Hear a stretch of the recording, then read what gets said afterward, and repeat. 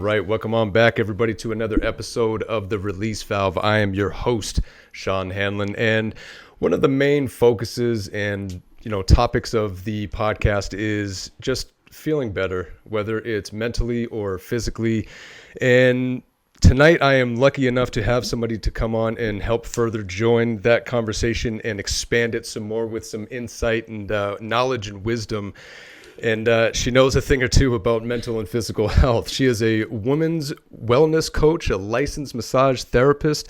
She's got a BA in dance, black belt in Kenpo karate. She's a yoga instructor, meditation instructor. The list goes on. We are lucky enough to have Mindy Ruddock on the show. Thank you for joining, Mindy. Thank you very much for having me. Yeah, I wear a few hats. A few, which leads me to my first question. I mean, being so well established on so many different fronts, were you always this type of a go-getter, or did this get awoken in you somehow, or where did this come from? A little bit of a both. I'm an I can't sit still type of person. And so a lot of what I do stems from that and speaks from that and just keeps me going and keeps me moving. I love it. I'm here for it. I knew that you had a lot going on just from, going to the karate classes and seeing everything that was going on there, because there was clearly a lot more than just karate. And so, yeah, going to your Instagram page and then to your website, I was blown away. I was like, man, tip of the iceberg. I love it. Multifaceted. Yeah, just a little bit. So, what got you started on this path of wellness, really? So, dance is the first base for me. I started dancing at 5 years old. Like I said, I'm a mover. And that was the first wellness language I learned to speak, was moving my body in an artistic manner. And going on to college and dealing with injury and different things like that get thrown at you, I kind of developed other ways of needing wellness throughout my life. And yeah, my path has been somewhat meandering, but it somehow all comes back to the same thing. I love that. I mean, dancing since you were 5 years old. That is, I love when you hear about somebody having that type of a passion or something that they got into at such a young age. And I think that getting into something at that age and growing up with it teaches you so much more than just the art of whatever it is that you're doing, right? It absolutely does. Like even when we teach the students at the karate school and stuff, we say to them, you might not stay with us, but as long as you learn to love moving in some way, then we've done our job. You might not be here with us for long, but if you move on to something else and you find something else that speaks to you differently, we've done our job, because we've taught you that it's okay to start again, to be new, to do different things. Right. Yeah. And again, that for me was huge, because my daughter tried other things before she went into karate. She tried soccer and did it for 2 seasons, but the second season was kind of forced. She wanted to like it. Her big brother plays soccer, so she wanted to get into it. She enjoys being around other kids and running around and playing. But when it came to the actual doing the drills or even the scrimmages and stuff like that, she wasn't there for that. That wasn't her thing. She tried getting into dance. She got into tap dance and ballet. And she enjoyed it. She loved getting her little tutu, her tap dance shoes, and everything like that. She was loving that. But after a while, she didn't want to go to it anymore. Just wasn't interested anymore. So then when she was showing interest in karate, we were like, all right, well, maybe this is just the next thing, and we'll see what happens. And then we loved that there was that 2-week trial, that kind of gives you that taste of it. And so we kept saying, are you sure? Are you sure? And yes, wholeheartedly. And I mean, there's no question about it. She's hooked, hook, line, and sinker. She is in there. And I think a lot of it has to do with the fact that, you're not just teaching basic karate, moves and stuff like that. You are kind of going over a lot of key components of what these kids are going to face as they get older in life, right? It's it's a fine balance. We say we're more than martial arts, and that goes in many different directions because I do teach yoga there. We do have fitness classes, so we are more than martial arts, but we're more than martial arts because we're talking about different things. We're going over things they're going to experience in life. With the youngest kids, I talk about being frustrated and how to handle the frustration. With the older kids, I start talking about, okay, so you don't want to be friends with that person anymore. How do we handle this? What do we do? And I guess it's kind of dialogue I wish I had with some of the adults in my life when I was younger. And this is also where I'm super fortunate that I'm a mom. I'm not just a karate teacher. I am a mom. Right. My sons are 16 and 18. I'm not in the same place anymore that a lot of our karate parents are, but I was there. You've been there, right. And I can hopefully offer some words of support and encouragement to even the parents as I'm talking to their kids. Right. Yeah, and that's definitely something that I've picked up on too, being in the back. And there's a lot of messages that this goes for both. All ears that are listening, this is for everybody. And I love that. Again, there's just so much going on there. The family-oriented aspect of it, you got your family involved in every aspect of it, and I love that. And you feel that when you go there. So I have another question based off of something that you said. I'll get back to it. But what got you into, so you were saying that you got into this path of wellness based off of experience and kind of injuries and stuff like that. What got you into helping other people with it? That's what I'm meant to do. Just your calling. Yeah, I started assisting in dance classes when I was about 9 years old. I started teaching my own dance classes when I was about 13 years old. Wow. I knew I was not meant to work in an office. I tried it. I was the director of education at a massage school, and I loved the people aspect of it. I hated the office. Right. I went away from teaching for a long time. I was in the massage world, and I was just a massage therapist. But in the way, I was still talking to my clients and stuff. And I didn't realize how much I missed this aspect of it until I was back in the room again. And then I was like, okay, this piece has been missing, and things really started aligning and falling into place for me as I accepted that this is what I needed to be doing. Right. Yeah. You, it's one of those, the saying goes, you don't know what you got till it's gone. Yeah. But if you're lucky enough to get it back, never let go. Yeah, don't. Nope. That is your sign that it was meant to be, right? If it was meant for you, then it'll come back. So yeah, absolutely. I love that. So one of the things that you said was that you dealt with injury. And I think that is such it sounds bad to say, but almost an important thing to go through when you're an athlete of some sort, to experience that kind of setback and how you respond to it. And it seems like you've responded very well, hindsight looking back, right? But what was it like when you had that setback doing something that you loved so much? So my sons were 8 months and 2. I was full-blown teaching dance. I landed a jump in a class, and I tore my calf muscle.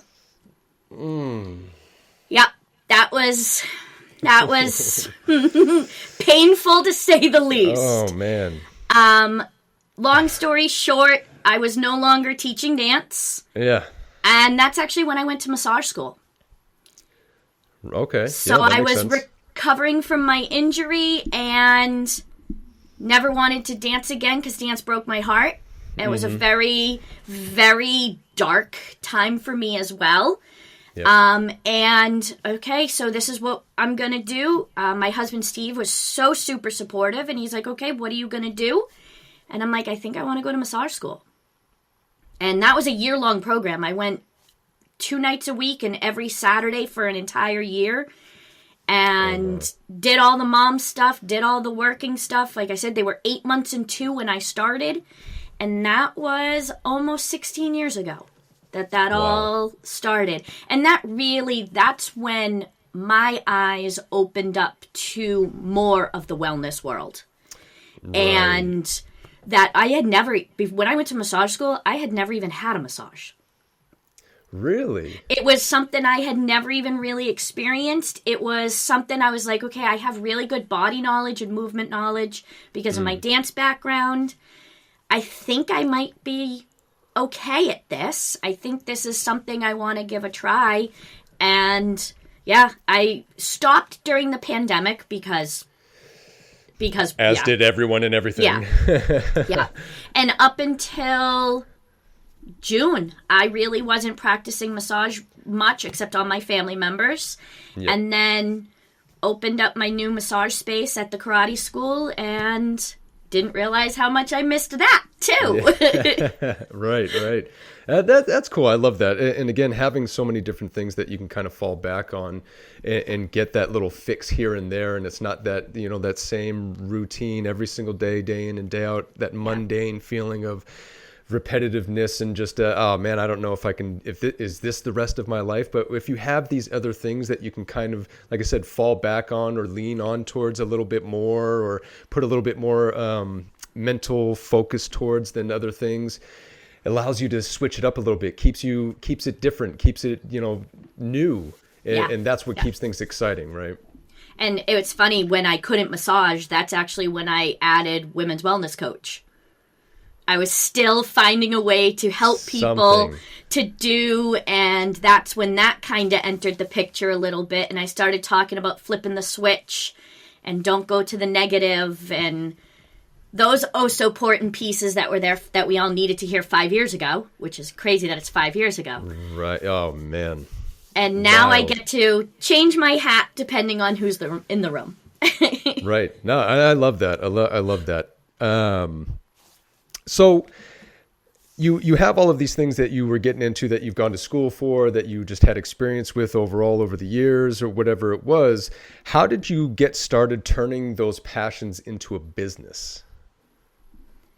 I just did. I don't know.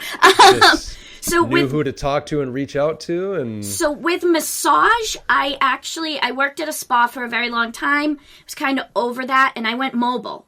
I decided to start my own little mobile business, and I went to people's houses, and that's mainly why I stopped during the pandemic, because you're not going to people's houses. Right. And then the karate school we kind of happened into. Our sons were students at the school. A new instructor came in, and I said I wanted to take class, and my husband said he wasn't going to be the only one in the house not doing it. So we started taking class. And then that instructor started showing signs that he needed help, but he didn't know how to ask for help. And so we were going to take a break, but instead we reached out and we stepped up our role. And that's when I launched our little ninja program. And my husband started teaching more classes. And then the pandemic hit, and we kind of started slowly taking over. And it'll be 3 years that we bought out our business partner. Wow. So we kind of literally happened into it. Yeah. That's crazy. Wow. And coming out of such a crazy time where so many businesses were lost, and for you guys to come out and kind of happen into it, and that is such a blessing.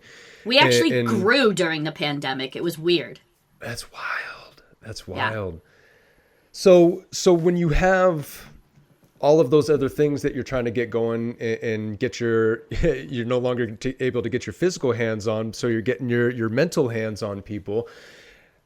How are you, is this the same time period that you were getting into taking over the karate aspect of things? So did that did all the other things kind of go below the wayside a little bit as this was kind of getting bigger for you?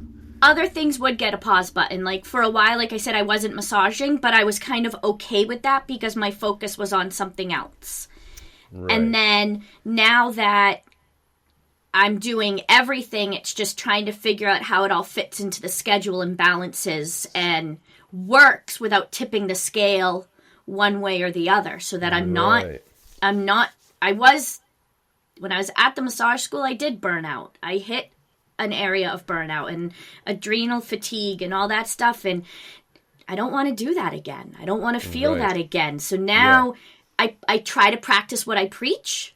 I try to be my best student. I'm really my worst student. We all are. Sorry, go ahead. No, I was just going to say, but it balances. Yeah, I love that. So all right, I'm putting it together. So that's when when the pandemic hit and you started taking over in the karate, that's when everything else started to fall below the wayside. So just recently is when things started coming back together. Around the time that we started joining, shortly after. Yeah, so we That's moved. crazy. The space we're in now at the karate school is 5,900 square feet. We moved in there June 1st of 2024. May 31st of 2024, we were in 1,800 square feet. Wow. Wow. So yeah, you had to do something. And so kind of that's kind of what you needed was the space. And once Yes. you had that is Yes. when things just started all falling back together. Yes. Yeah. And it's so, I love that. So like just over the years, you're just gaining all of these tools and knowledge and experience. And then you're able to get into the position to utilize all of those things. And that's one of the main things that we talk about on here, is to try to get more people to find themselves in that position, or hopefully put themselves in that position, just to keep your eyes and ears open to the possibilities that are out there. And it may not be what you thought it was going to be. It may not be how you envisioned it, right? But when you follow that path of what it is that you're passionate about, things just fall in line like that, right? You got to do the work. You can't just be a passive partner in the thing. You got to do the work. But so my dream was to open a dance studio. I'm really not so far off from that. You now, opened a studio. Yeah, now that I look at it, at one point I was like, oh, I'm never going to get that dream. It's never going to happen.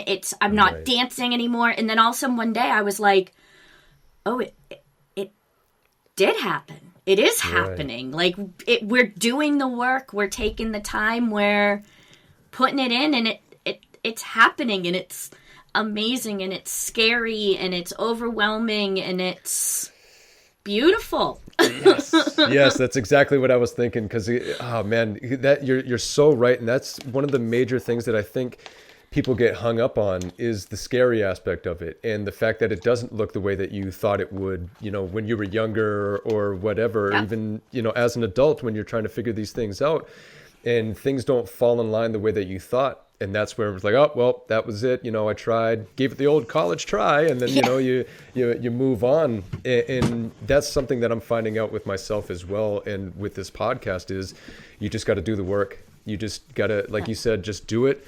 And it's not going to be what you thought. It's not going to be picture perfect. It's not going to, everything's going to line up beautifully. As long as you stay diligent to yourself and what it is that you're looking to be, and not necessarily create, but just be. And like you said, being your own student, and I try to follow the things that I say on here. I try to make sure that I'm not being a hypocrite, but times get tough. I let the days get the better of me sometimes, and not sometimes, quite often. And you had said something that I wanted to bring up, and that was being a burnout survivor. Mm-hmm. That is huge. And I think everybody can relate to that in some way, shape, or form at some point in their life, if not right now. I feel like a lot of us can relate to it right now. I know what that means for me, and I can describe that and define that for myself. What does being a burnout survivor mean to you? Well, first it means that I didn't let myself stay there. But for me, it was stepping into a role that I knew I could handle it. I knew I could do the job. But I knew deep down it wasn't really what I wanted to be doing, but I was making the next logical step. I was taking the step in my career that was going to put the money, the food, and all that stuff, but it was... I knew since I was younger I don't belong in an office. I mentioned that before. Yep. And being in that office, I suddenly found myself... Classes started at 9 a.m. I was at the school by 7 a.m. Right. You're the coordinator, so you had to get everything ready, yeah. I'm eating lunch at my desk, if at all. Mm-hmm. Quick bite here and then moving on. I'm not focusing. I'm teaching self-care. I'm talking about self-care to all these students and all these people, and I'm not taking care of myself at all. And it came to a point that, again, my super supportive husband was like, you need to stop and you need to reflect and you need to figure this out because where this is going right now is not good. Yeah. There's a recipe for disaster here. Absolutely. I was in the process of, I was planning on giving my 2-week notice. My boss was trying to save me. Halfway through my interview or conversation, she's like, all right, I'm going to stop this right now. And this is now your exit interview. I accept your resignation. And I mean, she works in the wellness industry too. So she got it. And she's like, this weekend. Red flags. She's like, nothing big should happen this weekend. Eat some good meals, get some good sleep. And it took some digging to come back out from it. And it took a lot of healing. And a lot of giving myself grace and a lot of really ugly cries and throwing up after Brazilian Jiu-Jitsu classes and doing all the things. But it pushed me to help other people so that so they can see the red flags. So they're starting to recognize, oh, I'm starting down this path of this isn't good. And either... what changes are you making? What are you implementing? How are you gonna come back from this? My way to heal from it was to leave it, but that's not always the right situation for everyone. Right. Not everybody's able to up and leave it, and that feeling of trapped in impending doom almost when you're in that situation. It's oh man, it is. A feeling, it is just like you said, a low, dark feeling, and I think a lot of us can really relate to that. And I think one of the major things that you had said was having a supportive husband, and I think having a support system, having the right people in your corner, is the difference in a lot of situations. That is what gets us out of those times. Absolutely, because, I mean, in those situations, the first thing you do is feel alone. Exactly. And then as soon as you realize, oh, wait a minute, I'm actually real. I mean, you could tell me all day long I'm not alone, but I'm the one that has to be like, oh, wait, I'm not alone. Right, like, accept it. Yeah, I have these people around me who aren't just trying to get in my way. They're actually trying to help me and get me to where I need to be. Right. Yeah. And again, a lot of times when we go through those hard times for so long, it almost becomes part of our identity as we carry that weight. It's almost, who we are, and our role in this whole crazy thing is we're the ones that carry that ugly weight that nobody else can. Nobody else knows what it's like. Nobody knows what it feels like.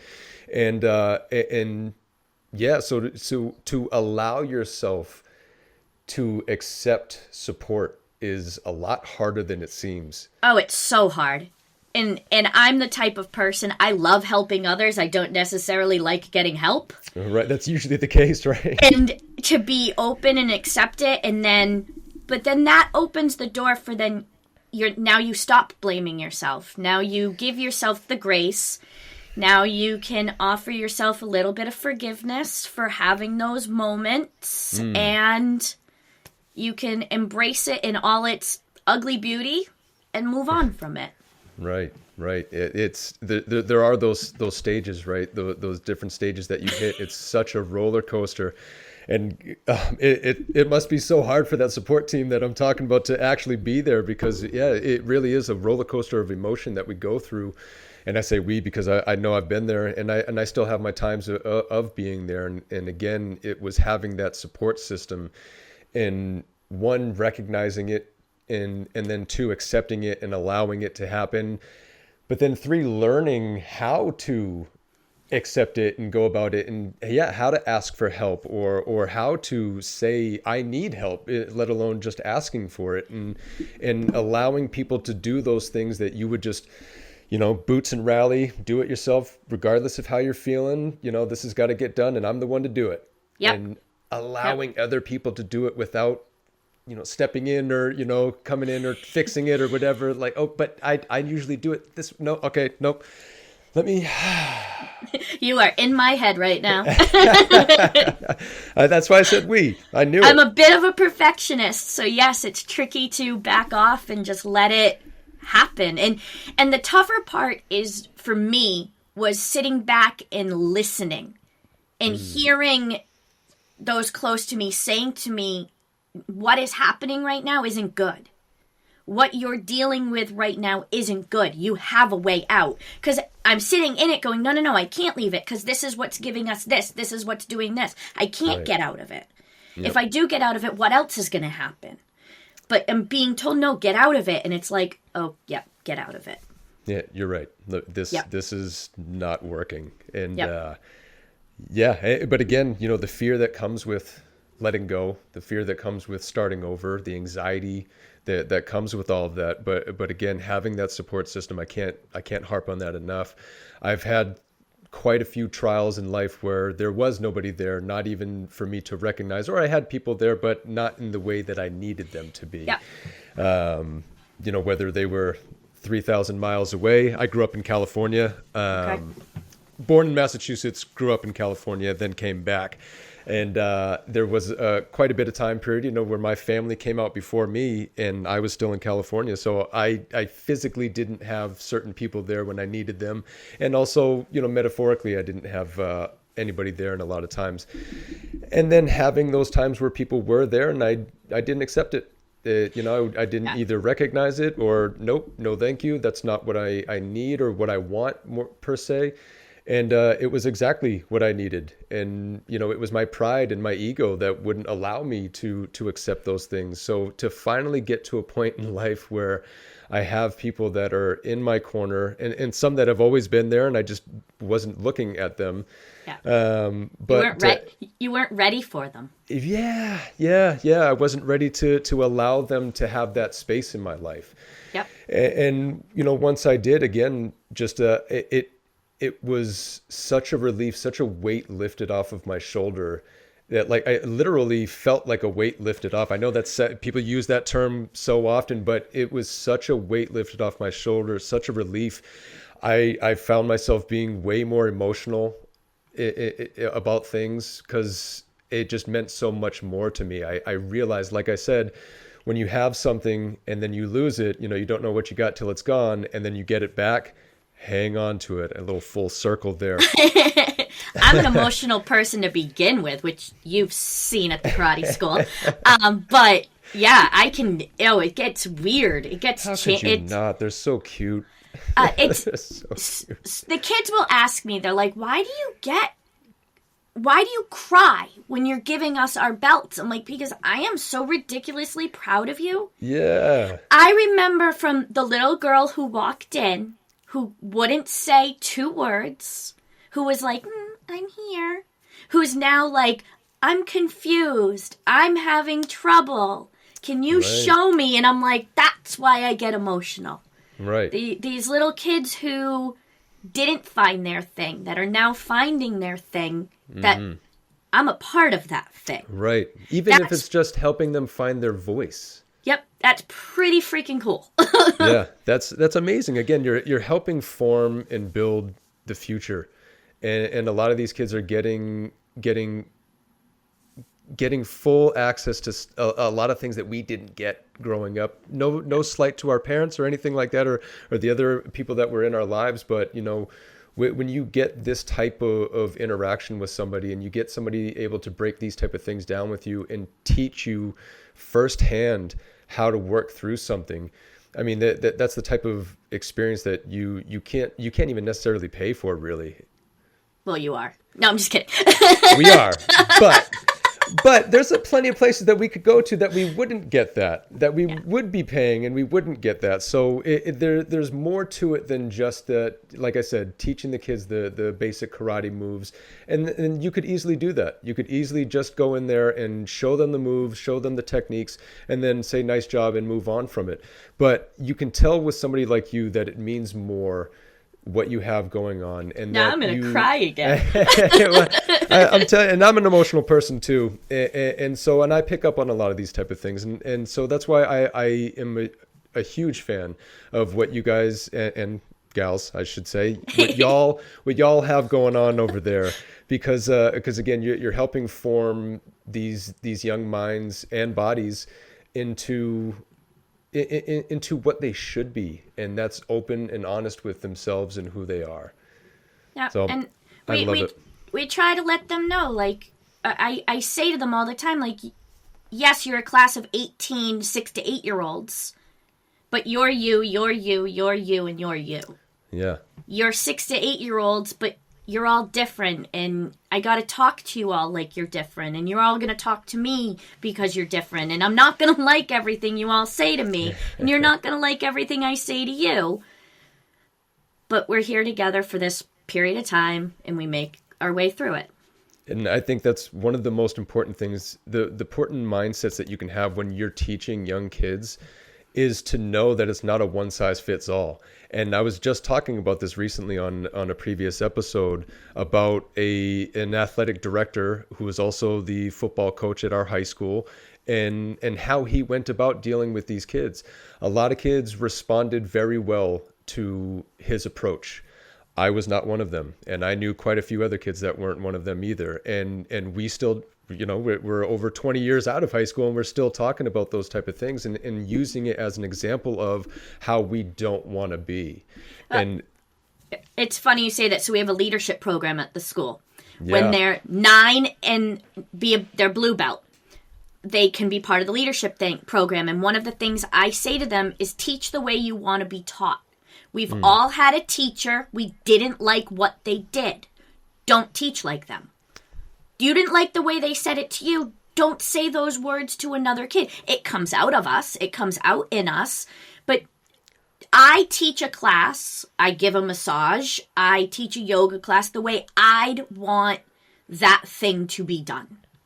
Right. And they're little kids, but like I say, they're little kids, but they're not dumb. They're just little kids. Right. Yeah, you just have to, they're little kids. They understand us. They're just learning what these things are.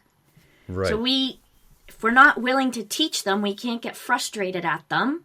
We can't, and just, don't teach the way you don't want to be taught.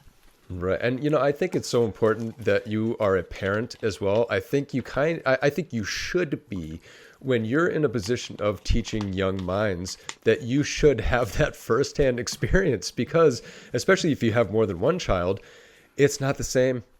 What worked for the first does not work for the second, and it's completely different. And when you experience that firsthand in your home, it makes it a little easier to approach all of those other minds. And I can't say that it's easy approaching how many minds you approach, but it's interesting in the position that I'm in. So I run our 9 and under program. Mm-hmm. My youngest student is 15 months old. I have a toddler and me program. Our little ninjas start at 4 years old. Mm-hmm. A lot of other places, not that it's wrong, not that it's bad, they have their teenagers teaching the 4-year-olds. Where we've always said, and I'm not tooting my own horn, my husband is the one who says that, our best teacher is teaching that age group. Because I don't want them to just have a free-for-all. Like, there's a reason we do what we do. Other places do the way they do. But I'm particular. Yep. So it works. You run a tight ship, and I love it. I'm here for it. We appreciate how it's done. And again, not that we have this crazy experience of going to all these other different places, but we're fans. We love the way that you run the program. We love the way that you handle. You have kind of your basis of how you're going about things, but when you see that somebody needs a different approach, you're right there on top of it. And I've watched the kids go from crying to either giving you a hug and moving on, or laughing and giggling and moving on. One way or another, they're feeling better and moving on. And again, I think that's it. A part of that is a testament of you being a mother and knowing that it isn't that one size fits all, that one cookie cutter mold that everybody needs to fit into. You're going to have kids that are a little more sensitive. You're going to have kids that you can just kind of be stern with and be blunt and straightforward, and they can handle it and it's all good. And some other kids aren't going to be able to handle that. But what I love is that you don't coddle.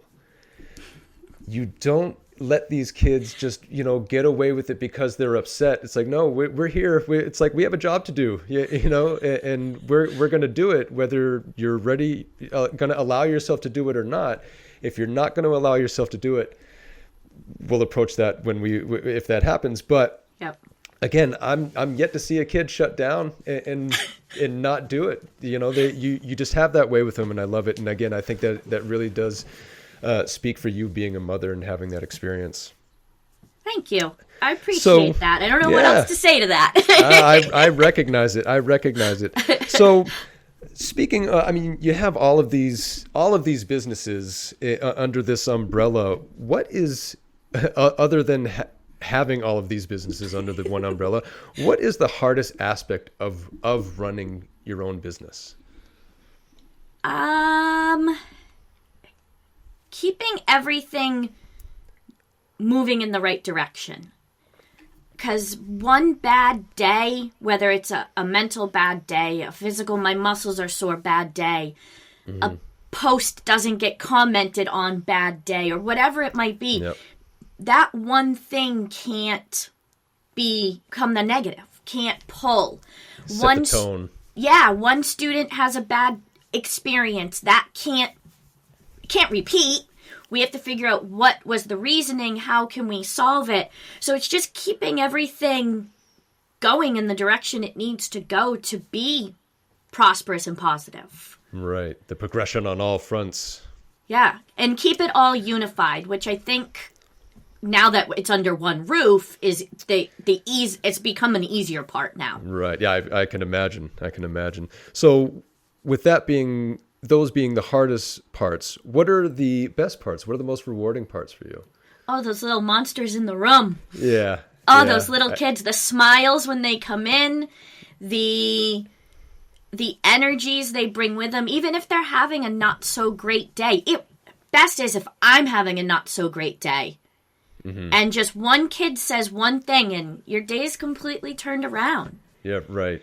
I often say teaching that age group is herding chickens that are being chased by cats. But it's funny. Like, those kids are funny. Yeah, they are right. Watch a 4-year-old do a jumping jack and tell me that's not the best thing you've ever seen in your life. Like, there's been a few times I've had to try to reel myself in so I'm not bursting out laughing at a kid doing something. But you're right. They are so cute. And even just the short time that we've been there and seeing the progression that I've seen in some of those kids, I'm amazed. And I'm just watching. I feel like I could sit there and be like, oh my gosh, they did it. I can't believe they weren't doing that last week. It is mind-boggling. The kid who can't kick, and the next week they're like, where did that just come from? Right. Or the simplest one, they can't figure out their right from their left. And then all of a sudden they come in and they're like, I got it. And you're like, you got it. Click somehow. Yeah, something happened and then they're just moving on from it.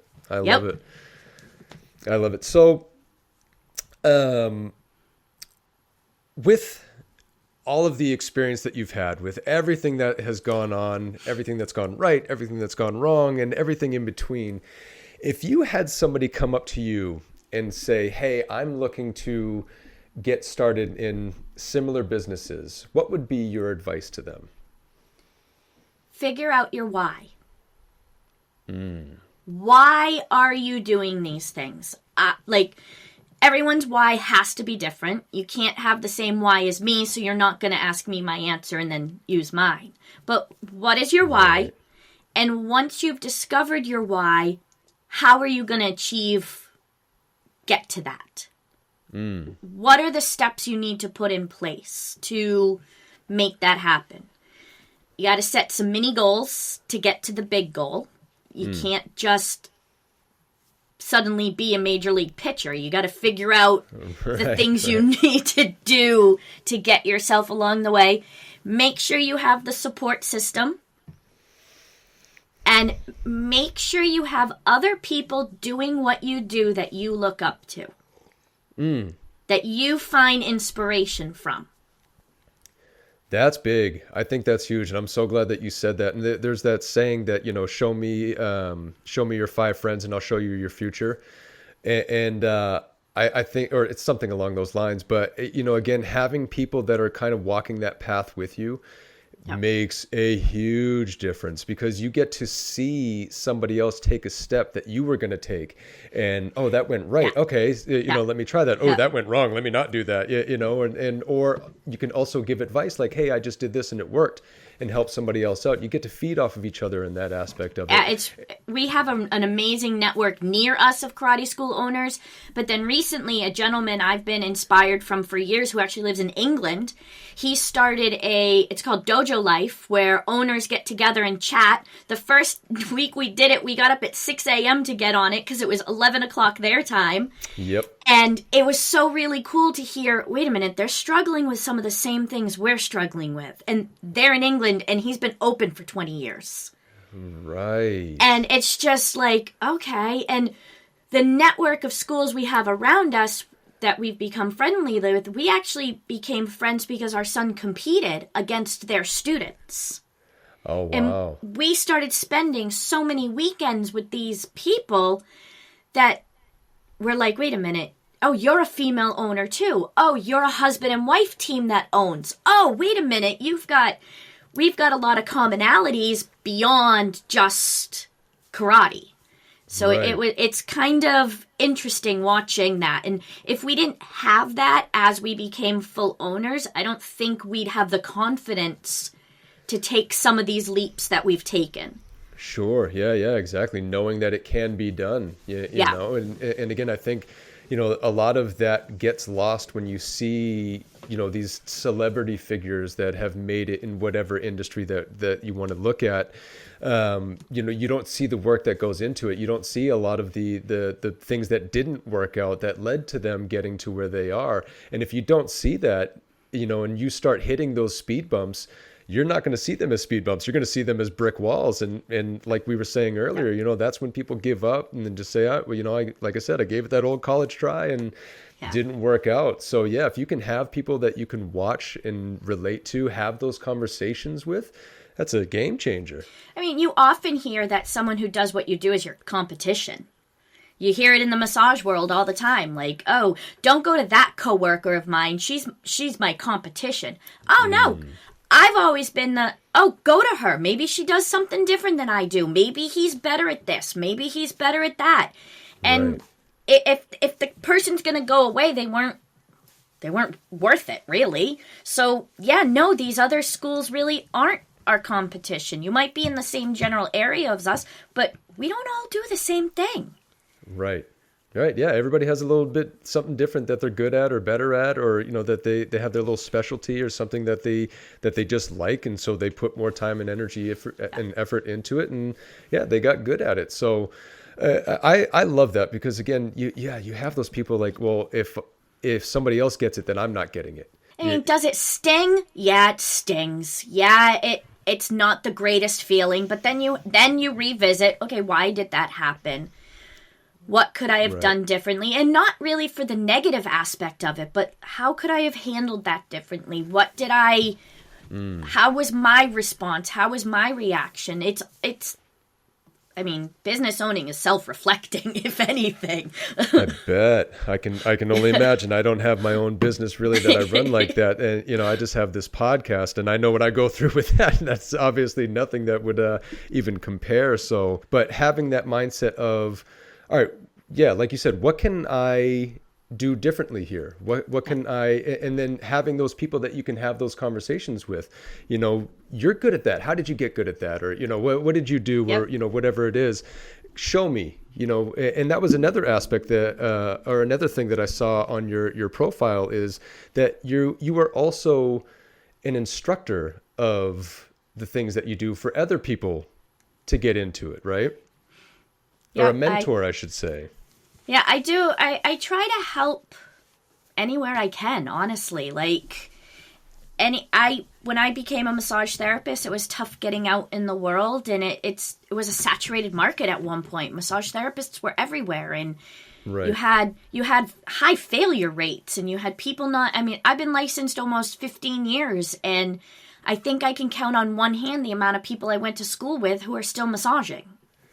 Right. Yeah. So I want to kind of help be a mentor type to different places if it's needed for newer massage therapists or someone starting their own business. I did a seminar at a friend's karate event called Little Ninja to Black Belt, and I inspired someone in Kansas to start a toddler program similar to mine.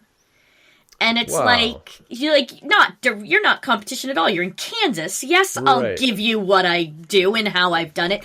She's molded it and made it her own, but it's like, that's kind of neat. That's really cool. And again, you can tell the difference between somebody that is trying to take over, in what you're doing, and somebody that is just trying to come and get some advice or insight on whatever it is. And again, her being in Kansas, obviously isn't a You're threat. fine. Yeah. If she were open up shop in the same plaza that you had yours, then we need to have a conversation about this. But no, and again, being able to, again, kudos to you, because having that mindset of wanting to share the knowledge. And that's something that we talk about on this podcast too, is, we were having conversations with people, opening up and getting that good feeling that you get when you open up with people, when you share knowledge, when you receive knowledge. And we wanted to share it. We knew what that felt like, and was like, other people need to feel this. Other people need to come on and talk about what they have going on, whether it's good or bad. Open up, release, pun intended, and grow. And that's one of the main things that you find when you do those things, is that you grow as a person. People used to ask me, why do you want to go to college to dance? Why do you want to be a dance teacher? And the biggest thing I could say to them, and this was back when I was quite a few years ago, I would say, because I was given a gift from someone and I want to pass that gift on to someone else. Someone took the time to teach me something. Why am I gonna be the selfish one to keep hoard it in? It all in, and this is mine. Yeah. Like, that's always been, ever since I can remember, that's been my mindset when it comes to that side of things. I love that. And if it wasn't already so cold down here, I would have got the chills. I felt it. Because, again, having that mindset of, somebody taught me something. I was given something. And it's not just mine to hold and hang on to till the day I die, and nobody else ever gets to experience it. That's not what life is about. Because if that's what we're about, you wouldn't have received that gift. You wouldn't have been taught the things that you were taught. None of us would know the things we know. No. Exactly. And again, opening up, talking to people and learning, and then sharing what you've learned is one of the most beautiful things. And it makes you a student of life. And that never has to end. That can literally go until the day you die. You can continue to learn, continue to teach, and continue to learn about yourself from teaching, right? I call myself a perpetual learner. I love that. And so how much do you feel teaching has made you better at, yoga or massage or karate? 1,000,000%.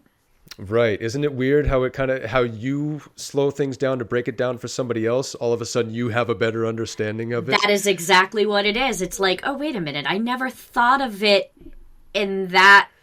Okay, that makes a lot more sense now. Yeah. Yeah. Yeah. Oh, I love it.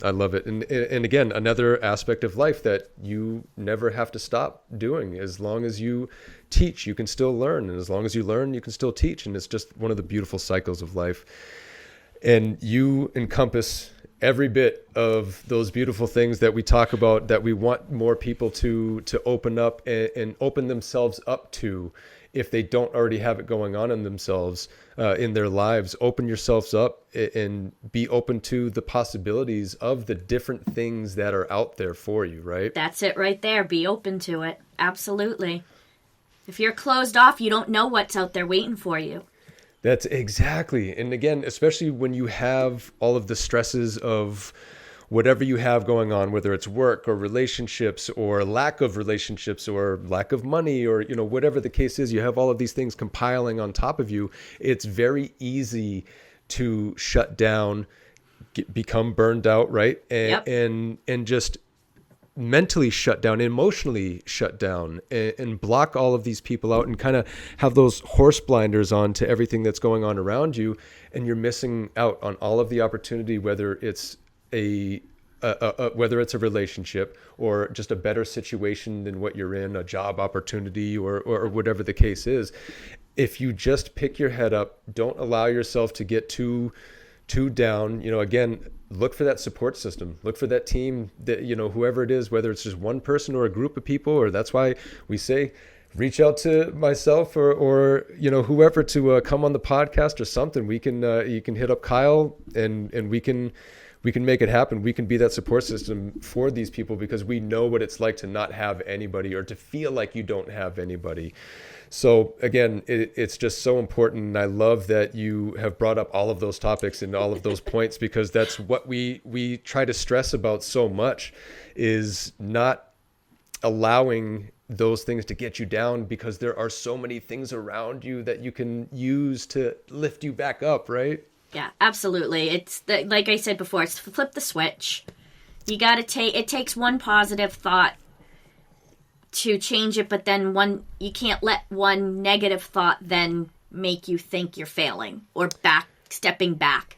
There's gonna be, we've talked a lot with the students the last couple of weeks about progress. Progress doesn't happen in a straight line. There's gonna be hills, there's gonna be valleys, there's gonna be a U-turn at some point. Right. There's going to be something you have to go back and reprocess and relearn and refigure out that might catapult you further up, but you just have to let it happen. It's all part of the process, right? It has to be. One of the major things that and that I've learned in life is that it is about the journey. It's not the destination, and that's why I try to remove destination from my vocabulary and just use the word milestones. Because again, if you get to that destination and then it's, well, now what? And is it not what you expected? Is it not as shiny and bright and colorful? Yeah, and what's next? Exactly. So yeah, you gotta keep it going, keep it growing, some way, shape, or form. So I have one last question. This is an if, but when and if you have nothing else going on, there's no classes, there's no massage appointments lined up, you have literally nowhere to be, nothing going on. What does Mindy do with herself? What does she do with her time?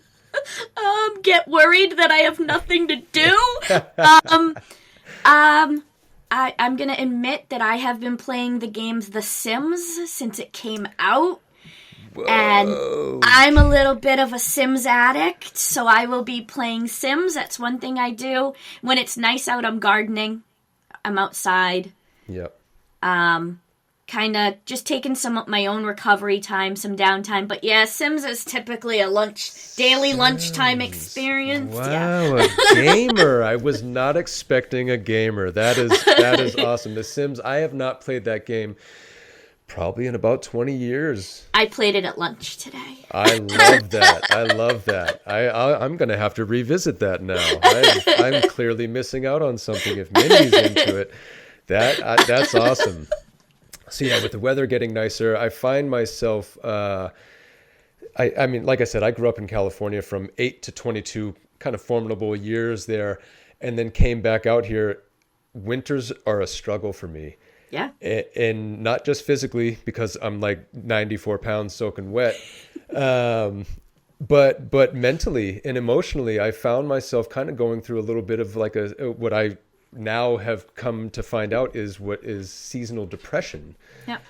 I had no idea.